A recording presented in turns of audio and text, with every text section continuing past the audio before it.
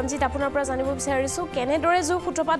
ঘটিছিল আৰু কিমান ভয়ংকৰ আছিল এই অগ্নিকাণ্ড হয় হিমাশ্ৰী আজি পুৱা প্ৰায় 4:30-5 মান বজাৰ ভিতৰত এই অগ্নিকাণ্ড সংঘটিত হৈছিল আচলতে মৰিয়নি নগৰ মাজমজিয়া যি থানা তিনিআলি আচলতে অগ্নিৰ সূত্ৰপাত থানা তিনিআলিতে ঘটিছিল আৰু এই একে লাইনতে থকা প্ৰায় 11খনকৈ ব্যৱসায়িক প্ৰতিষ্ঠান নিমিষতে জুইত জ্বলা গ'ল এই জুই সূত্ৰপাত শ্বৰ্ট চাৰ্কিটৰ ফলতে ঘটিছিল বুলি ক'ব পাৰি সন্দেহ কৰিছে আচলতে ইয়াতে কেইবাখনো হোটেল আছিল আচলতে হোটেলৰ প্ৰায় 6টাকৈ চিলিণ্ডাৰ ব্ৰাষ্ট হ'ল 6টাকৈ চিলিণ্ডাৰ বিস্ফোৰণত জুই হিখা বেছি বাঢ়িবলৈ ল'লে আৰু অগ্নি নিৰ্বাপক বাহিনী প্ৰায় 5খনকৈ মৰিয়নি তিতাবৰ তিয়ক আৰু যোৰহাটৰ পৰা প্ৰায় 5খনকৈ অগ্নি নিৰ্বাপক বাহিনী আহি জুই নুমুৱাবলৈ চেষ্টা কৰিছিল যদি বহু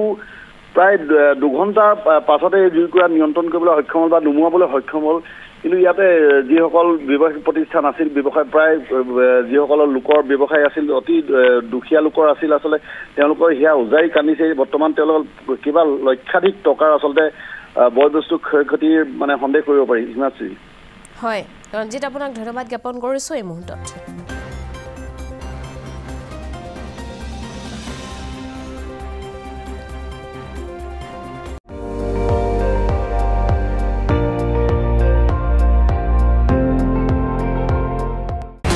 আপুনি চাই আছে ND24